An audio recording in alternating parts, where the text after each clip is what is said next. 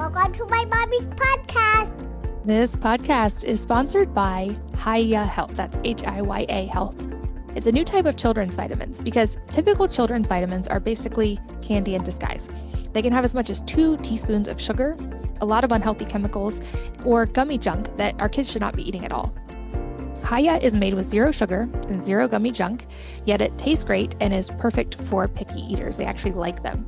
Hiya fills the most common gaps in modern children's diets to provide full body nourishment for our kids with a taste that you don't have to fight them about. They're manufactured in the US with globally sourced ingredients and each selected for optimal bioavailability and absorption. The best part, Hiya arrives straight to your door on the pediatrician recommended schedule. Your first month comes with a reusable glass bottle so that your kids can personalize them with stickers. And then every month thereafter, they send you a no plastic refill pouch of fresh vitamins, which means Hiya isn't just great for your kids, it's also great for the environment.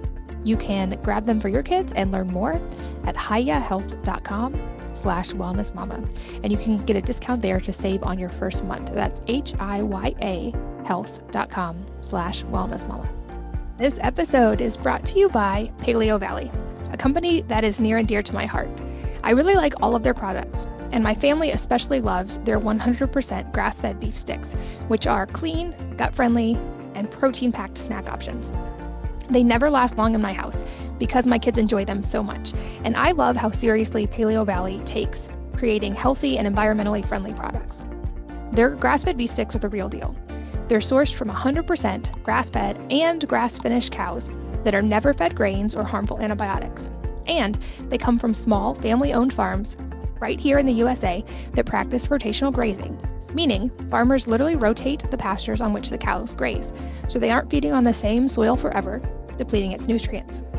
This means that the cows are helping increase the nutrient density of the soil and put carbon back in the soil where it belongs. Another important difference?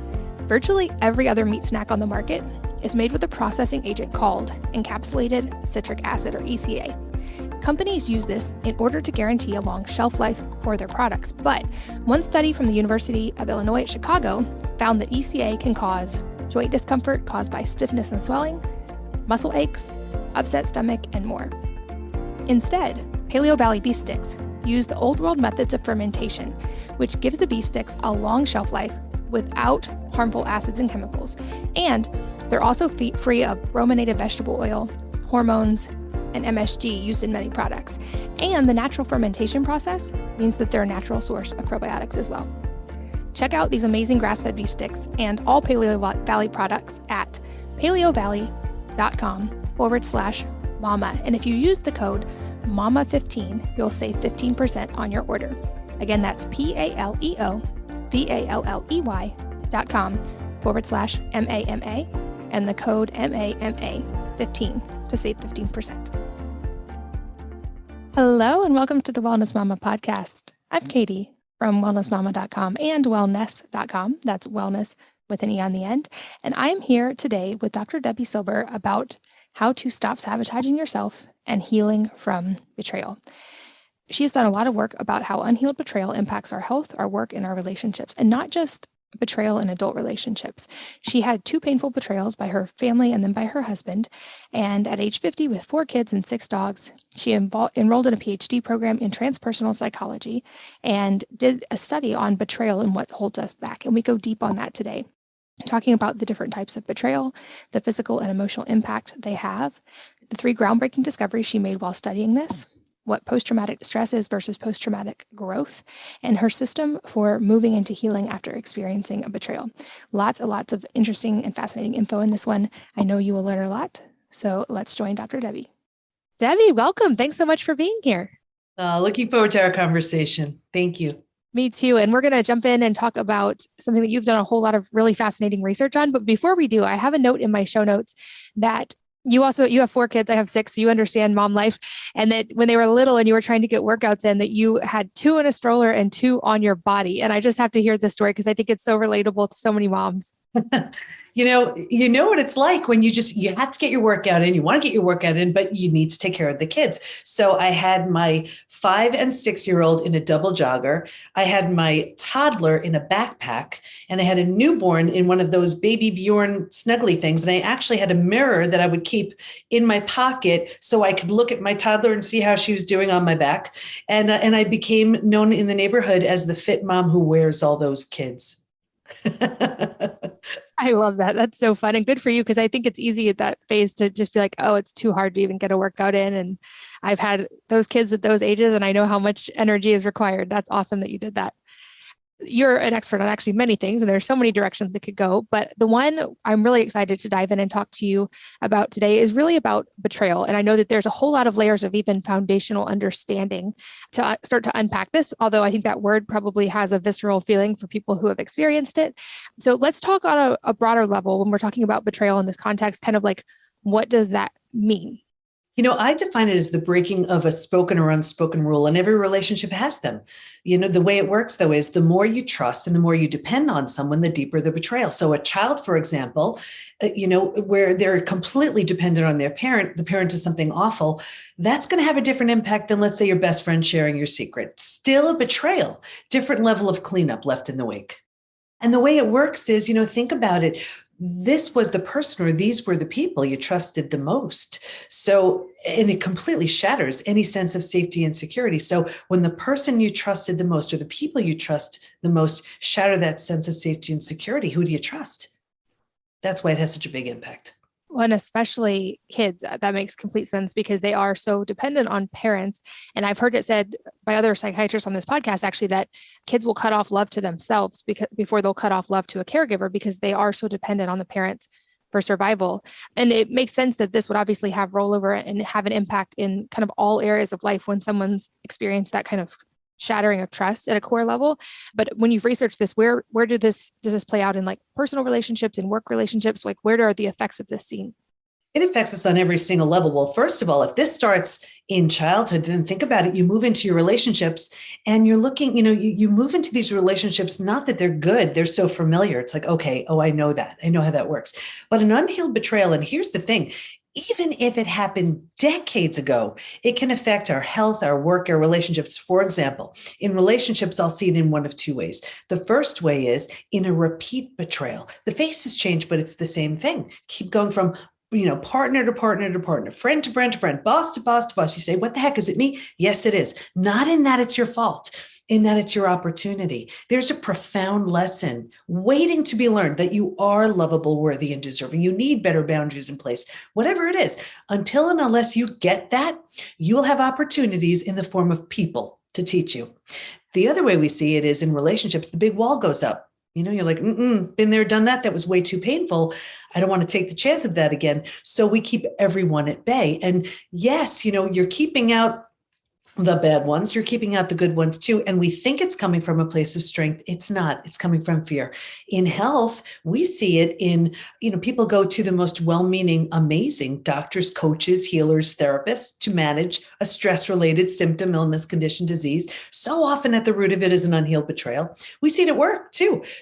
People want to ask for that raise or promotion. They deserve it, but the person they trusted the most proved untrustworthy. How do they trust that boss, that coworker, right? Or, their confidence was shattered and they don't have the confidence to ask, or they want to be a collaborative partner, but they're terrified. It shows up everywhere. And I think that's important context as well, because often it seems like the word betrayal gets linked only to like infidelity in relationships. And I know that you, in your research, there's many, many ways this plays out, especially in children having such a big impact. And I know you've studied this. So what were some of the discoveries you made during your study of this?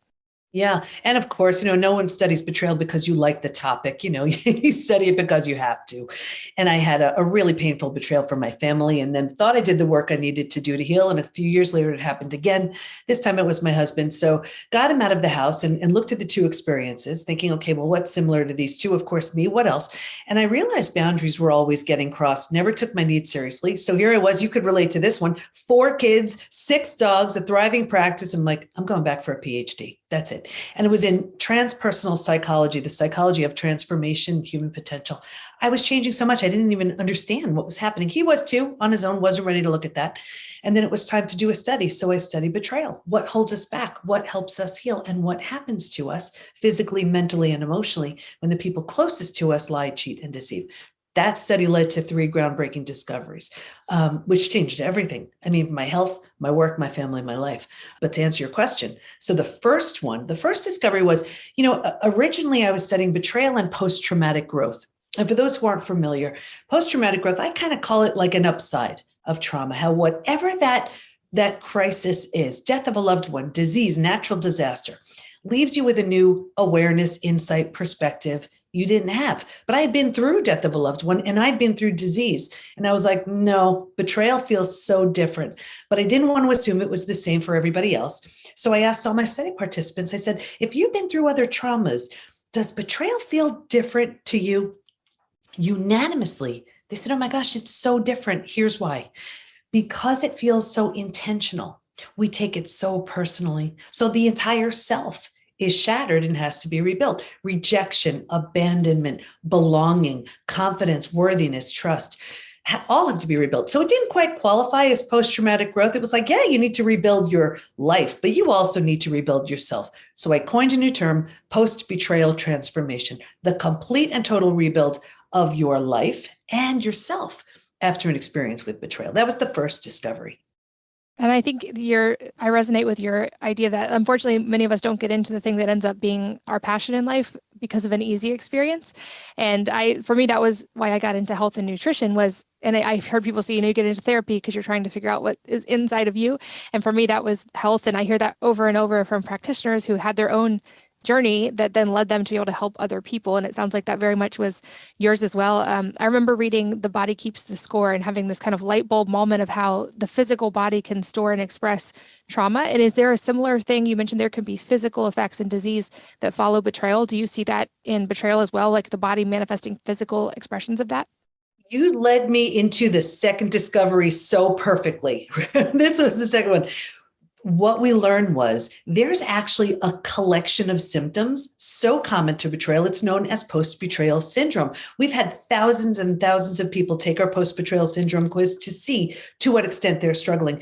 Every so often, I pull the stats from the quiz. I'd love to share them if that would serve. Okay, so now imagine, figure 60, 70,000 people, men, women, just about every country's represented, almost every age. Ready? 78% constantly revisit their experience. 81% feel a loss of personal power. 80% are hypervigilant. 94% deal with painful triggers, and those triggers can take you right down. Here are the most common physical symptoms. 71% have low energy, 68% have sleep issues, 63% have extreme fatigue. Your adrenals have tanked. That's what's going on there. 47% have weight changes. So in the beginning, you can't hold food down. Later on, you're using food for comfort. 45% have digestive issues, and that can be anything from Crohn's, IBS, diverticulitis, constipation, diarrhea, you name it. The most common mental symptoms, 78% are overwhelmed, 70% are walking around in a state of disbelief, 68% are unable to focus, 64% are in shock, 62% can't concentrate. So now imagine you can't concentrate, you have a gut issue, you're exhausted, you still have to raise your kids, you still have to work. That's not even the emotional issues. Emotionally, 88% experience extreme sadness. 83% are very angry. Really common to bounce back and forth between those two emotions. 82% feel hurt. 80% have anxiety. 79% are stressed, just a few more. 84% have an inability to trust. And that affects everything. 67% prevent themselves from forming deep relationships because they're afraid of being hurt again. 82% find it hard to move forward. 90% want to move forward, but they don't know how. You want to know the craziest thing about those stats? You didn't hear me read anything that said 20%, 30%. Those statistics, 70, 80, 90 plus percent from some of those different things, isn't necessarily from a recent betrayal. It's something, it could be from something that happened decades ago. So imagine here, someone did something back when you were a kid or a little kid or a teenager. They may not even know, care, or even remember. And here we are walking around with the gut issue, the anxiety, the hypervigilance for decades. That's the part that to me is so tragic. Yeah, I can think back to my own experience, and I had a very specific acute trauma in high school that I at least knew about, and I realized that could be very much a part of things I was dealing with. But when I started doing the work and in therapy and in even like hypnosis, they would ask me questions that I thought I knew cognitively the answer to. And the answers that actually came from my subconscious often went back to like early childhood. And it wasn't something that on paper seemed like it could have been a super significant thing. It wasn't like I was abused as a child. And that was really eye-opening for me to realize, like you just said, these are often not like these can be outside of really extensive physical, emotional, verbal trauma. These can be actually what seem like smaller, but very significant things that, and that meaning that we attach to them and the whole process after them seems like it can really, and without even that conscious awareness, which makes me wonder. So it seems like all of us probably have examples of this in our life. Some we may not even be aware of. How does one start to become aware of the roots of these? There are so many things we need to do. But one thing I also want to mention about the quiz also, we've all heard time heals all wounds. I have the proof when it comes to betrayal. That's simply not true. There's a question that says, is there anything else you'd like to share? And people write things like, my betrayal happened 40 years ago. I can still feel the hate. My betrayal happened 35 years ago. I'm unwilling to trust again. My betrayal happened 10 years ago. It feels like it happened yesterday. But to answer your question, first of all, we need to know, and I would love to get to the third discovery, but you want to know if you're numbing, avoiding, distracting. I mean, there are so many things we do that prevent our healing. In fact, there were actually 3 groups in the study who did not heal. And so this is something that may have been a huge betrayal or even a micro betrayal, something that you wouldn't think is so significant, but it shows up, and our healing is prevented if we do one of these 3 things. Ready? The first group, this was the group that refused to give up their story. They had their story, they were sticking with it. And so they did at the expense of healing. The second group, this was the group that was numbing, avoiding, distracting. They ran to the doctor who put them on a mood stabilizer, anti-anxiety medication. They started emotionally eating, drinking, numbing in front of the TV. May have made the day a bit easier to get through, not without a price. The third group, I found this so interesting. This was the group where the betrayer really had very little consequences. So whether it was out of not wanting to break up a family, financial fear, religious reasons, that was a big one. They just did all they could to turn the other cheek, try to put it behind them. I saw 2 things with this group. The first was a further deterioration of the relationship. The second thing was, by far, this group was the most physically sick. Your broken heart just can't handle that. But what so many people are afraid of is they're so afraid of the death and destruction of the old. But that's the only way you rebirth the new, whether that's just a new you, and here's the thing, rebuilding is always a choice, whether you rebuild yourself and move on. And that's what I did with my family. It just wasn't an option to rebuild with them. Or if the situation lends itself, if you're willing, if you want to, you rebuild something from the ground up, new, brand new with the person who hurt you. That's what I did with my husband. So not long ago, as 2 totally transformed people, we married each other again. New rings, new vows, new dress, and our 4 kids as our bridal party. Never in a billion years would I have done anything like that if I wasn't totally different, and for sure if he wasn't totally different. But betrayal will show you who someone truly is. It also has the potential to wake them up to who they temporarily became. And then, you have a choice what you want to do with that. Wow, that's amazing. I didn't actually know that part of your personal story. Congratulations. That's beautiful. Before we move on, I do want to talk about the third discovery, though, just so we have those all 3 in the tank to move on to solutions. Yeah. So for me, this was the most exciting, and that this third discovery. And what we learned was, while we can stay stuck for years, decades, a lifetime, and so many people do, if we're going to fully heal, and by fully heal, I mean symptoms of post-betrayal syndrome to that whole healed place of post-betrayal transformation where we've rebuilt ourselves and our lives after betrayal, we're going to move through 5 now proven predictable stages. And what's even more exciting about that is we know what happens physically, mentally, and emotionally at every stage. stage, and we know what it takes to move from one stage to the next. Why is that good? Healing is entirely predictable. If someone is willing, they're just willing to move through the stages, we got the rest. So I would love to share the 5 stages. Okay. So the first stage is, if you can imagine a setup stage, and I saw this with every study participant, me too. If you can imagine 4 legs of a table, the 4 legs being physical, mental, emotional, and spiritual. What I saw with everybody was this real heavy lean on the physical and mental, thinking and doing, and kind of neglecting the emotional and the spiritual, feeling and being. So, that's not to say if you're busy, you'll be betrayed, but it was the profile I saw. So if you can imagine 4 legs of a table and only 2 are there, well, easy for that table to topple over, and that's us. Stage 2, by far the scariest of all of the stages. And this is shock, trauma, D-Day, Discovery Day. And it's the breakdown of the body, the mind, and the worldview. Right here, you've ignited the stress response. You're headed for every single stress-related symptom, illness, condition, disease. Your mind is in a complete and total state of chaos and overwhelm. You cannot wrap your mind around what you just learned. This makes no sense. And your worldview has just been shattered. Your worldview is your mental model. It's the rules that prevent chaos, that govern you. Don't go there. Trust this person. This is how life works. And in one earth-shattering moment, everything you've known to be real and true is no longer. The bottom has bottomed out, and a new bottom hasn't been formed yet. So it's terrifying. But think about it. If the bottom were to bottom out on you, what would you do? You'd grab hold of whatever you could to stay safe and stay alive. And that's stage 3. Survival instincts emerge. It's the most practical out of all of the stages. If you can't help me, get out of my way. How do I survive this experience? Where do I go? Who can I trust? How do I feed my kids? Here's the trap, though. Stage 3, by far, is the stage that we all get stuck in. And here's why. Once you've figured out how to survive your experience, because it feels so much better than the shock and trauma of where you just came from, we're like, okay, this is good.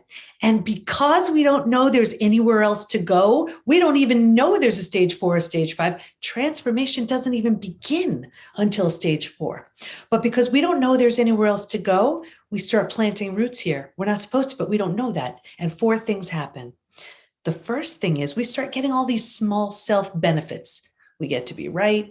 We get sympathy from everyone we tell our story to. We get someone to blame. We get a target for our anger. We don't have to do the hard work of learning to trust again. Should I trust you? Can I trust you? Forget it. I'm not trusting anybody. So we plant deeper roots. Again, we're not supposed to, but we don't know that. Now, because we're here longer than we're supposed to be, the mind starts doing things like, well, maybe you deserved it. Maybe you're not all that great. So we plant deeper roots. Now, because you're here a while and these are the thoughts you're thinking, this is the energy you're putting out. And like energy attracts like energy. So now you start calling situations and circumstances and relationships towards you to confirm, yep, this is where you belong. It gets worse, but I'll get you out of here. Because it feels so bad, but we don't know there's anywhere else to go. Right here, we resign ourselves. We're like, this stinks, but I better find a way to be okay with it. So right here is where we start using food, drugs, alcohol, work, TV, keeping busy, whatever, to numb, avoid, and distract ourselves from what's so painful to feel or face. So think about it. You do it for a day, a week, a month. Now it's a habit, a year, 10 years, 20 years. And I can see someone 20 years out and say, that emotional eating you're doing, that numbing in front of the TV, do you think that has anything to do with your betrayal? And they would look at me like I'm crazy. And they would say, it happened 20 years ago. All they did was put themselves in stage 3 and stay there. Does that make sense? Yeah, that's why it's the most common place to get stuck. And then they stay there. And then the longer you're there, the more deeply you're grounded, the harder it is to leave. Anyway, if you're willing, willingness is a huge word right here. If you're willing to let go of the small self benefits, grieve, mourn the loss, bunch of things you need to do, you move to stage 4. Stage 4 is finding and adjusting to a new normal. So here's where you acknowledge, I can't undo my experience, but I control what I do with it. Right there in that decision, you start turning down the stress response. You're not healing just yet, but you stop the massive damage you've been causing in stages 2 and stage 3. I always use the example of if you've ever moved to a new house, office, condo, apartment, That's kind of the feeling of stage 4. It's not quite cozy yet. You don't know your way around, but it's going to be okay. And that's the feeling. But also think about it. If you were to move, you don't take everything with you. You don't take the things that don't represent who you want to be in that new space. And what I found was if your friends weren't there for you, right here, you've outgrown them. You don't take them with you from stage 3 to 4. And people ask me all the time, what the heck? I've had these friends 10, 20, 30 years. Is it me? Yes, it is. You're undergoing a transformation. And if they don't rise, they don't come. Very common. And if you don't know that, it could be really alarming. You're like, what's happening? That's what's happening. Anyway, when you're in stage 4, you're making it cozy, you're making it home mentally. You move into the 5th most beautiful stage. And this is healing, rebirth, and a new worldview. The body starts to heal. Self-love, self-care, eating well, exercise. You didn't have the bandwidth for that earlier. Now you do. The mind is healing. You're making new rules. You're making new boundaries based on the road you just traveled. And you have a new worldview based on everything you see so clearly now. And the 4 legs of that table, in the beginning, it was all about the physical and the mental. By this point, we're solidly grounded because we're focused on the emotional and the spiritual too. Those are the 5 stages. Yeah, I love how clearly you mapped them out. And I can feel, having gone through some of those myself, for a long time, I was very much, especially in the physical, trying to like heal everything physically and very focused on what I was eating and all of the physical steps. And it wasn't until I addressed the emotional and spiritual that, like you said, feeling and being, that the others even resolved without nearly as much effort as I thought. But I remember that feeling, and I guess it would have been kind of that jumping into stage 4 of it being so scary, because it was that feeling of like, well, I'm starting to feel like a different person. And I'm afraid this is going to mean letting go of parts of my life and people in my life that have represented something very important until now. And I can see why that would be a hard jump. Are there things that help people to be willing? You said willingness is a huge key, to be willing to step into stage 4. One of the things that I found so helpful is, first of all, the wrong support does more harm than good. We have so many people coming into the PBT Institute with therapy trauma. If that therapist isn't highly skilled in betrayal, it actually does more harm than good. And it's also, people seek support, but if let's say it's like the Ain't It Awful Club, and it's almost like when you heal, you don't belong. But what I found is if you have those growth-minded, like-minded friends to move towards, it makes that transition and that transformation a little bit easier, because this way you don't put pressure on your friends, the ones you are outgrowing, and they're doing the best they can. It's not it, because here's the thing, it's not them. It's us. We're undergoing this transformation. So if we have sort of our people who are already there, who are doing the work that we're working towards, it actually prevents, it's one of the things that prevents sabotage, because we don't want to be on our own. We don't want to be, totally without any support or anybody that understands this. So if we have those people kind of in place, we can move towards it without feeling I'm totally on my own. Now, that's not to say transformation isn't a very personal process. It is. It's not lonely. It's very personal. Because this is a time period where you are clearly rewriting the rules. You're writing a new script. Betrayal lends itself to creating an entirely new identity. You take all the parts of you that you love, you leave behind everything that no longer serves, and you create a version of you that never would have had the opportunity to exist had that not happened. That's trauma well served. And it seems like I hear from a lot of people, and I've seen this pattern where we might have a betrayal or a trauma as a child. And then you mentioned like we kind of we play this out over and over in our adult lives until we resolve it, which of course would seem scary to a lot of people in a relationship, because if your relationship was kind of trauma bonded in the beginning, both people then have to do the work to create a new system that's based on trust and not playing out those patterns. Are there any tools that you've found are helpful, especially if I can think of examples where maybe one partner is wanting to do that and the other is like, no, I like this system that we have. And that seems like it could cause quite a bit of stress. Absolutely. That reminds me of, I'm big on analogies. I'm going to give you one right here. People tell me, they ask me all the time about trust, and I don't think trust can be repaired. It can be rebuilt. It takes a lot of work though. Here's what I see. I look at trust like a brick wall. The only way I know of a brick wall being built is brick by brick by brick. And that's why it takes time. Now, imagine the person who built that brick wall in one earth-shattering moment, series of moments, tears the whole thing down. The person whose trust has been shattered can look at the rubble of bricks and say, I don't have the least bit of interest in watching that thing get rebuilt. However, if they are willing, that would be their role. If they're willing to watch that brick wall be rebuilt, the other person has to be a really good bricklayer. And it goes up the same way it went up the first time, brick by brick by brick. Every opportunity they have to show that they're trustworthy, that's one brick in that new brick wall. But here's what I see. The wall has been built. The person who built it shatters the whole thing. That person's not really all that interested in rebuilding the brick wall. So the person whose trust has been shattered, they're like, okay, I'll build it. Well, that's why they never feel safe. That's why they always have that heightened level of anxiety. We also teach, how do you know if it's safe and in your best interest to heal and rebuild or heal and move on? And this way, you know what you're working with. I mean, I'm happy to share that if it would serve. Absolutely. Yeah. Okay, because here's the thing, when after you've been betrayed and after trust has been shattered, it is really a solo job. And the idea is this is that opportunity for you to just rebuild yourself. And if we are so committed to that other person, what happens is as we do the work, we sabotage ourselves because we're afraid of outgrowing them. We don't want to outgrow them. So the idea is we need to be okay with that, because once we do that growth, that other person can step it up or we've outgrown them. That's just the way that works. But here's how to know. And this is going to be, I know a lot of people right here, I know what's coming. So I mean this in the best way because I want you to know who you're working with. I'm going to teach you something. It's called we call it the window of willingness. How do you know if it's safe and in your best interest to heal and rebuild or heal and move on? Imagine a window. And the window is the widest open, meaning the greatest opportunity to heal and rebuild with someone. And then we're going to get to all the way where it's totally closed. Again, this isn't to say you have to. This is just if you want to. Window is the widest open with this level 1.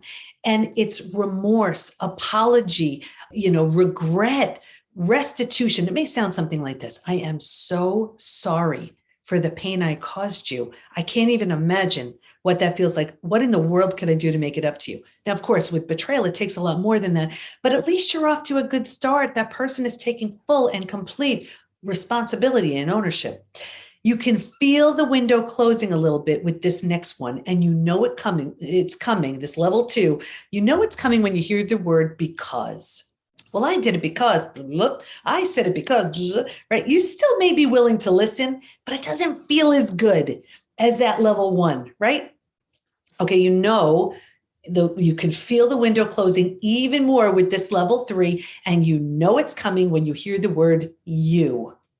I did it because you, I said it because you, I call this the two-sided slap. Here, you get betrayed, that's slap on one side, and then you get blamed for it, that's a slap on the other. This is crazy making, and this is like gaslighting 101.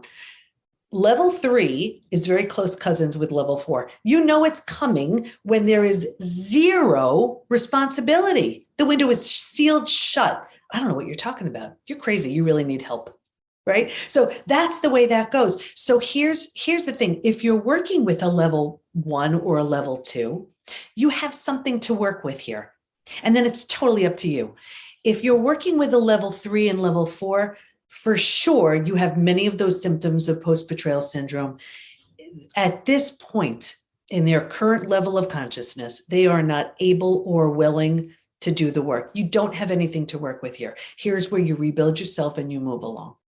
That's helpful to understand the languaging around each of those different ones so that you can pay attention. And because like you said also earlier, I would guess there are a lot of people who for the kids or for societal ideas they were raised with or religious ideas, in a sense, almost like that's not an option. So they are like only focused on rebuilding. But both people have to be in that place of willingness in order for that to happen. This podcast is sponsored by Hiya Health. That's Hiya Health. It's a new type of children's vitamins because typical children's vitamins are basically candy in disguise. They can have as much as 2 teaspoons of sugar, a lot of unhealthy chemicals, or gummy junk that our kids should not be eating at all. Hiya is made with zero sugar and zero gummy junk, yet it tastes great and is perfect for picky eaters. They actually like them. Hiya fills the most common gaps in modern children's diets to provide full body nourishment for our kids with a taste that you don't have to fight them about. They're manufactured in the US with globally sourced ingredients and each selected for optimal bioavailability and absorption. The best part, Hiya arrives straight to your door on the pediatrician recommended schedule. Your first month comes with a reusable glass bottle so that your kids can personalize them with stickers, and then every month thereafter they send you a no plastic refill pouch of fresh vitamins, which means Hiya isn't just great for your kids, it's also great for the environment. You can grab them for your kids and learn more at hiyahealth.com/wellnessmama, and you can get a discount there to save on your first month. That's HIYA health.com/wellnessmama. This episode is brought to you by Paleo Valley, a company that is near and dear to my heart. I really like all of their products, and my family especially loves their 100% grass-fed beef sticks, which are clean, gut-friendly, and protein-packed snack options. They never last long in my house because my kids enjoy them so much, and I love how seriously Paleo Valley takes creating healthy and environmentally friendly products. Their grass-fed beef sticks are the real deal. They're sourced from 100% grass-fed and grass-finished cows that are never fed grains or harmful antibiotics. And they come from small, family-owned farms right here in the USA that practice rotational grazing, meaning farmers literally rotate the pastures on which the cows graze, so they aren't feeding on the same soil forever, depleting its nutrients. This means that the cows are helping increase the nutrient density of the soil and put carbon back in the soil where it belongs. Another important difference? Virtually every other meat snack on the market is made with a processing agent called encapsulated citric acid, or ECA. Companies use this in order to guarantee a long shelf life for their products, but one study from the University of Illinois at Chicago found that ECA can cause joint discomfort caused by stiffness and swelling, muscle aches, upset stomach, and more.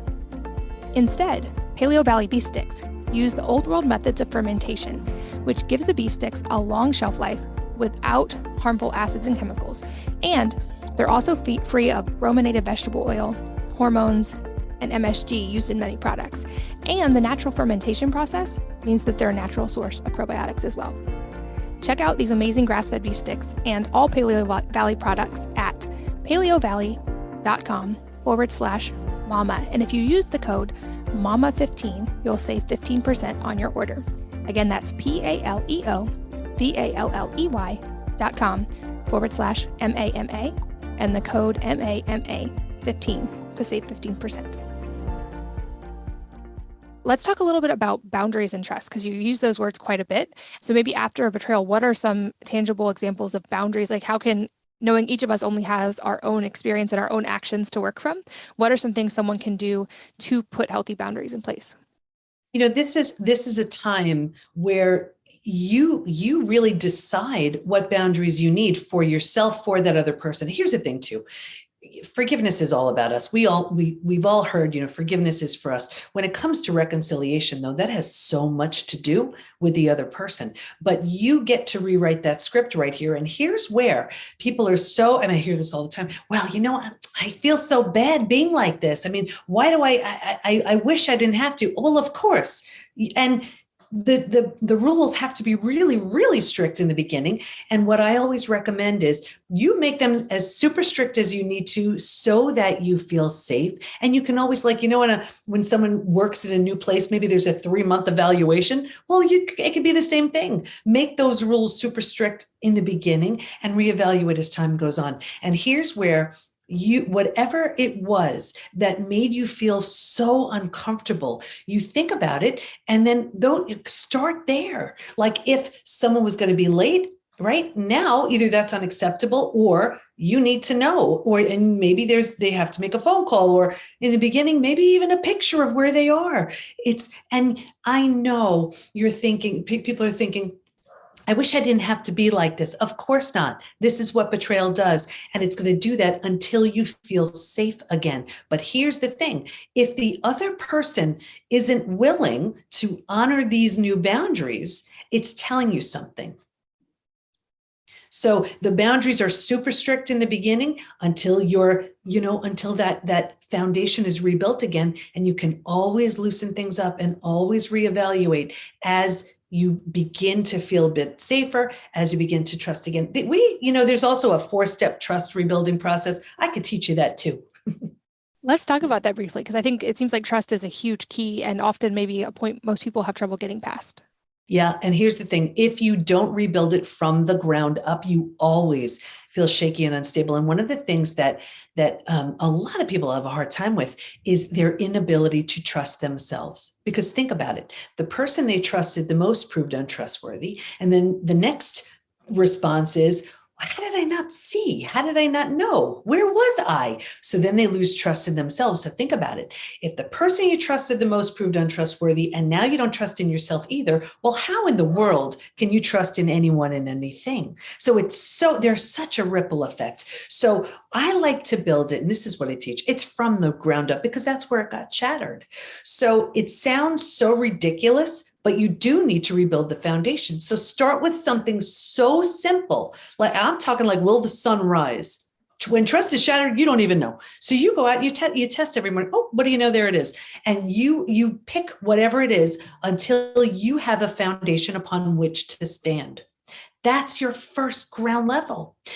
The next stage of that is the next step of that would be trust in your gut, trust in your higher wisdom. It's like we have that gut feeling and then our mind talks us out of it. So many people who've been betrayed, when you speak with them, they're like, something didn't feel right. But what did we do? We would override it and go with our mind where the gut knows. So to rebuild that intuition, that strengthen that wise inner guide, think about, you want to create 2 scenarios. What's a scenario that represents trust for you? Maybe it's 2 babies giggling, right? Maybe it's, your dog wagging his or her tail. What is it that represents trust for you? Get a felt sense of that. Where do you feel it? How do you feel it? That's trust, right? You'll feel it in your body, open, expansive, whatever it is for you. Get a sense of where you feel it. Then go back to D-Day, Discovery Day, or when you realized someone was lying to you. How did that feel? What did it feel like? Get that felt sense. Did it feel like constricted and tight? Was there a color, a texture, whatever it was? That represents a lack of trust. Now, as you move through your day, which does it feel closer to? Right? The sense of trust or the lack of trust. And you need to strengthen that. And here's the thing, you're looking for congruency. When people are trustworthy, the energy, the thoughts, behaviors, actions, mannerisms are all lined up. Everything is congruent. When there's a lack of congruency, it doesn't feel right. When someone's saying one thing, but their eyes or their mannerisms are saying something else, trust that. Trust that. Once you've rebuilt that sense of, your gut, strengthen your gut a little bit, you kind of feel like you have a sense of safety and security around you a bit. Then you go to that next level. The next level is learning to trust in yourself again, because that's been shattered. We lose self-trust. How do you do that? You give yourself little tasks and then you do them. I'm going to drink that glass of water and then you do. I'm going to go to the gym and then you do. I'm going to not call my ex and then you don't. Whatever it is for you. And what you are teaching yourself is that my word is law. If I say something, it's truth. And you're reteaching yourself that you are trustworthy. So think about it. Now you have your foundation upon which to stand. You trust your gut, that wise inner guide. You trust yourself. And from this place, you slowly, carefully, and cautiously can start to trust in others. We bypass the first 3 levels. We go right for that trusting in somebody else again. And that's why we feel so shaky and uncertain. That makes sense. And the language you use, I loved that example of feeling where something is in your body and then trying to feel, does it have a color, a smell, a texture? That when I first encountered that in therapy, I remember thinking like, this is so obscure and random. Like, what are you talking about? Of course it doesn't have a color. And then I started actually paying attention, like, oh, I was ignoring sensations in my body that probably could have been telling me things. And now it's something I try to incorporate with my kids, is like when they're feeling a strong emotion, rather than me naming their emotion and saying like, oh, are you feeling mad? Are you feeling, asking them and saying, what are you feeling right now? And where are you feeling it? And if you were going to draw a picture, what would it look like of this feeling that you're having? Just help them to have that hopefully body awareness.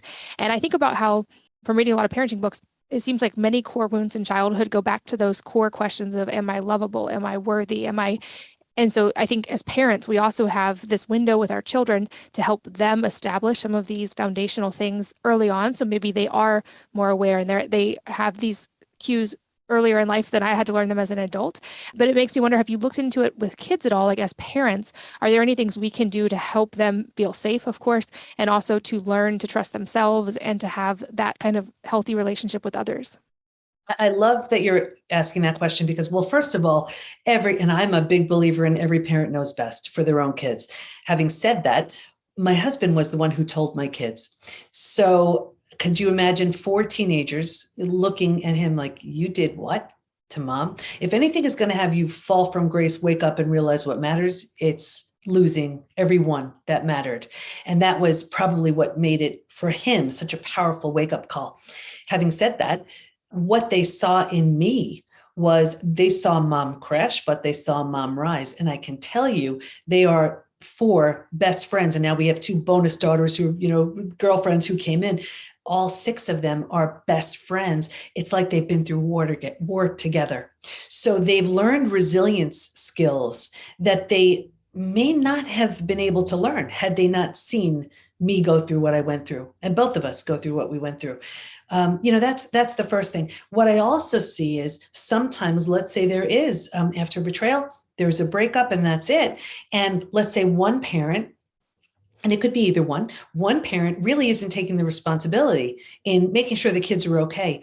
Well, you know what? That leaves the other parent needing to double down and representing, this is what safety and security looks like. This is what truth and trust looks like. It looks like me. And I'm not going to be at my best all the time, but I will never let you, I will never be untrustworthy. I'm always going to tell you the truth. I love you with every cell of my being. I'm doing the best I can. It's not always going to be great, but this is what trust and truth looks like. Yeah, and it seems like there's a big aspect of modeling there, of course, with anything we're talking about parenting, but also it seems like a very common theme that is the core need of children is to feel safe. And of course, societally, it seems easiest if that's in a marriage with 2 parents who are both happy and harmonious. But also, like, if that's not the case in a family, there's still many ways to make sure that children feel safe. And I've even heard from people who say, like, as children go through their parents getting divorced, the main question they have in their head is still, am I safe? And so hopefully both parents are working together to make sure the children feel safe, even as they're going through their own process. And I would guess for your children, it was probably amazing for them to get to see you model and have truth around, like, this is really hard and I'm not going to do this great every day. And also, I'm going to get up every day and I'm here for you and I'm going to show up. And sometimes we go through hard things and also we can get stronger because of them.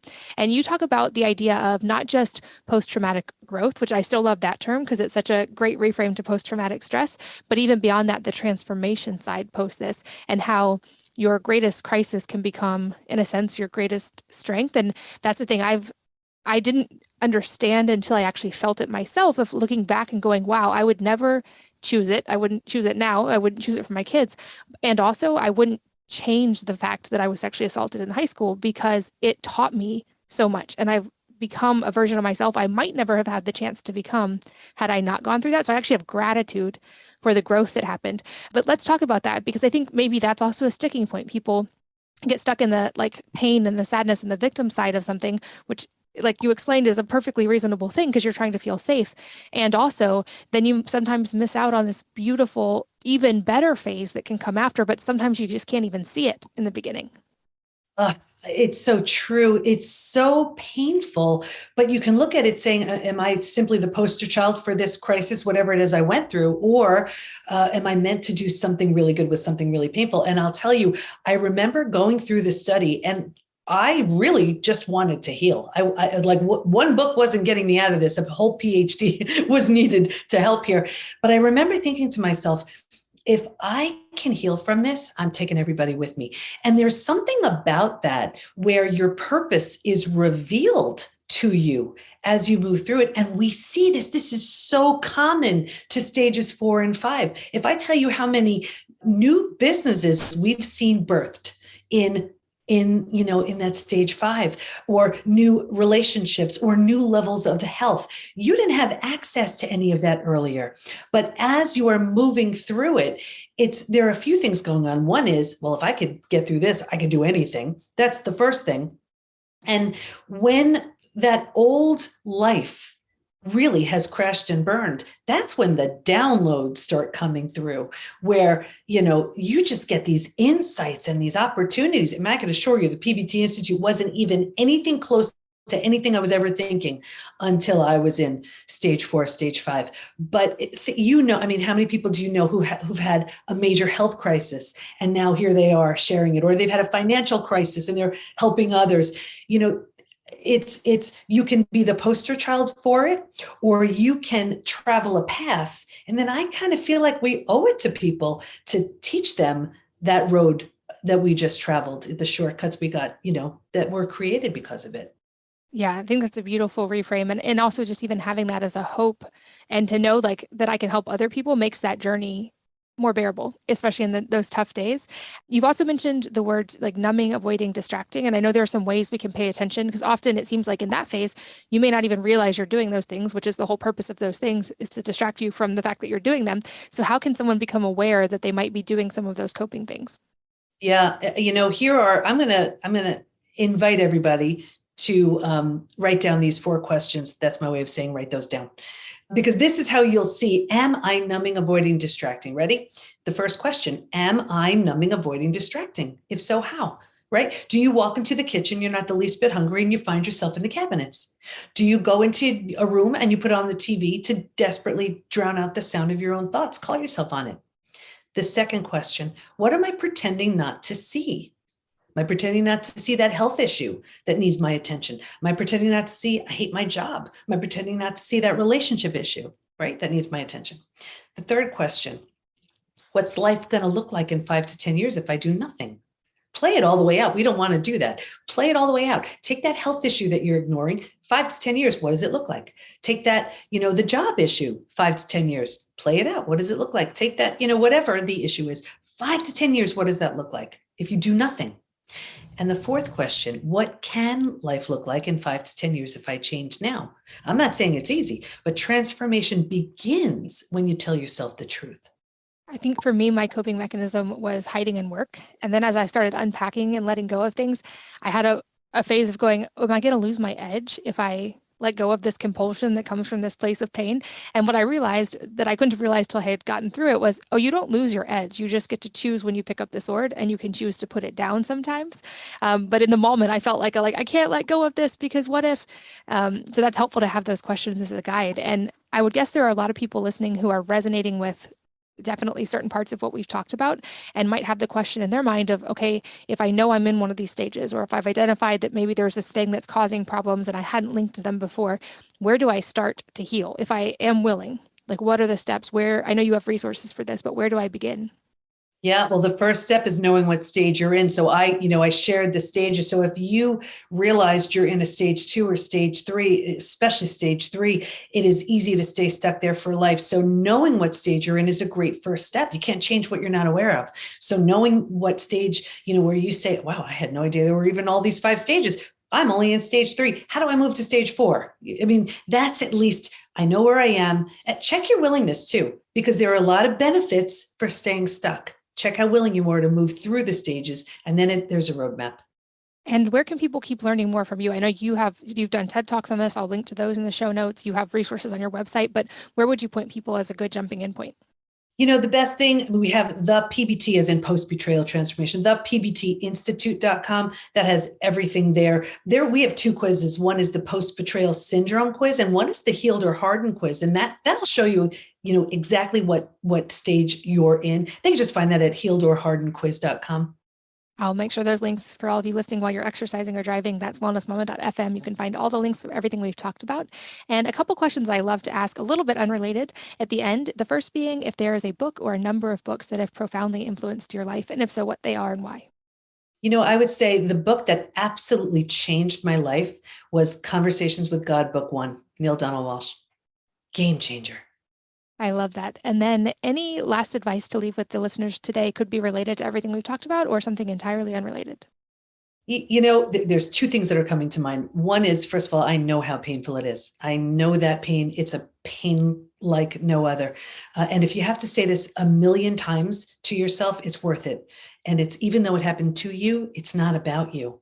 It's not about you. Believe that. The second thing I would say is this is a mantra I've been using for my 30 years in business. It applies to every area of life. And it's this: easy now, hard later. Hard now, easy later. Take your pick. It's one of the two. And what most people do, especially when it comes to just really anything, is easy now, but the hard later is always there. Healing from betrayal is 100% a case of hard now, easy later. I love that. It reminds me of Naval Ravikant saying, easy choices, hard life, hard choices, easy life. And Oh, wow. yeah, I love that. That's a beautiful place to wrap up. I know this is a tough and emotional topic, and I think you're doing amazing work on helping people tangibly work through it and move to healing. I also know how busy you are, so I'm very grateful for your time today and for all the research you're doing and all the people that you're helping. Thank you for being here. Oh, thank you so much for the opportunity and for the amazing work you do. And thanks as always to all of you for listening and sharing your most valuable resources, your time, your energy, and your attention with us today. We're both so grateful that you did, and I hope that you will join me again on the next episode of the Wellness Mama podcast. If you're enjoying these interviews, would you please take 2 minutes to leave a rating or review on iTunes for me? Doing this helps more people to find the podcast, which means even more moms and families can benefit from the information. I really appreciate your time, and thanks as always for listening.